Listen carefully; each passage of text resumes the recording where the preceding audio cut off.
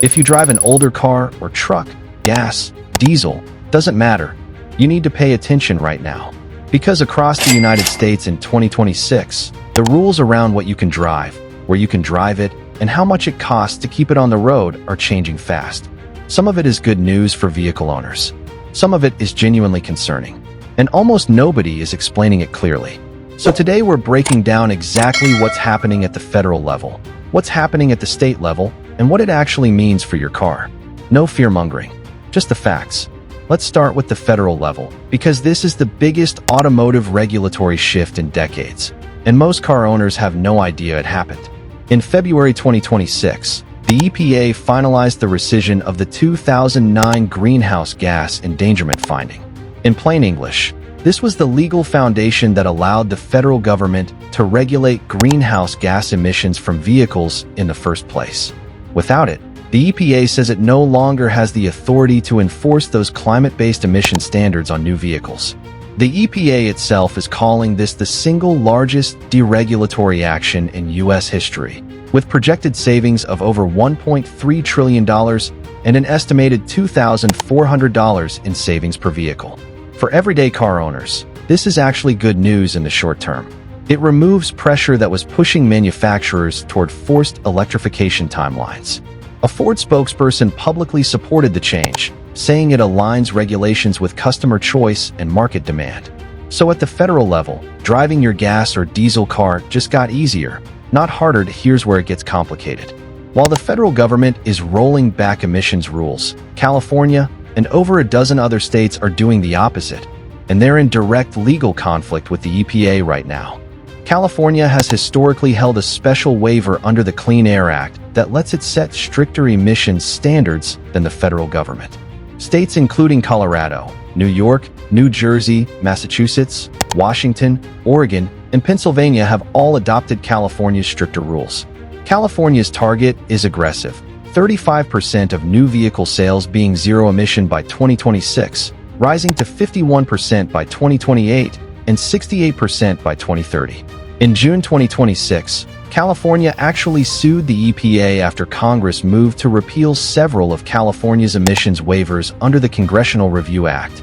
This means if you live in California or one of the states that follows California's rules, you are in a completely different regulatory environment than someone living in Texas or Florida. Same country, two different sets of rules. And this legal fight is still ongoing as of mid-2026. Now, let's address the question everyone actually wants answered. Does any of this make it illegal to drive your current car? As of right now, no federal law bans driving older gas or diesel vehicles. These regulations target new vehicle manufacturing standards, meaning what manufacturers are required to build going forward, not what you're currently allowed to own and operate. However, there is a real mechanism that affects older vehicles indirectly, and it's something most owners overlook. Smog and emissions testing requirements at the state level. States like California, New York, and several others require periodic emissions testing to renew your vehicle registration. If your car fails repeatedly and you cannot get it to pass, in some jurisdictions that can eventually affect your ability to legally register and drive that vehicle on public roads. This isn't new for 2026, but as states tighten testing standards independently of federal rollbacks, older vehicles in stricter states face a growing compliance gap. Here's another piece most people miss. The EPA proposed delaying implementation of Tier 4 criteria air pollutant standards for light and medium-duty vehicles from model year 2027 to model year 2029. This is separate from the greenhouse gas rollback. These are traditional pollutant standards, covering things like nitrogen oxides and particulate matter, not just carbon emissions. For anyone planning to buy a new car in the next few years, this delay means manufacturers have more time before the next round of stricter pollutant controls kicks in.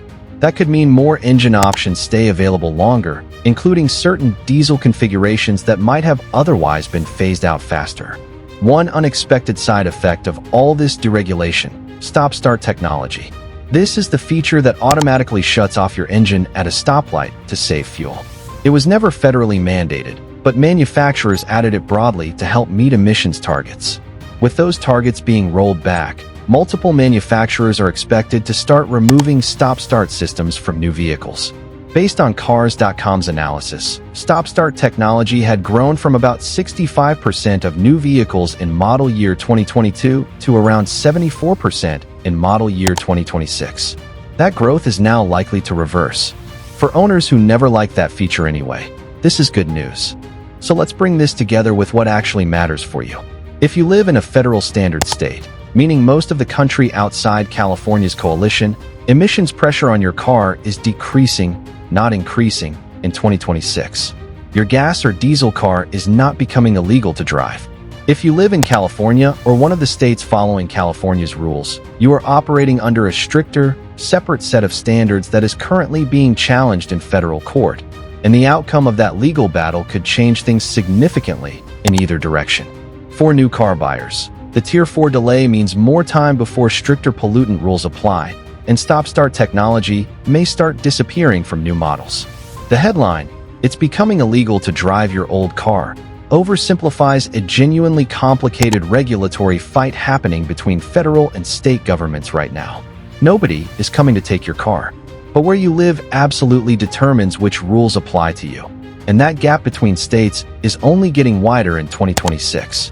If this breakdown helped you understand what's actually happening, hit the like button and subscribe for more real data on the regulations and trends actually affecting car and truck owners in America. No fear-mongering, no clickbait promises, just what's real. See you in the next one.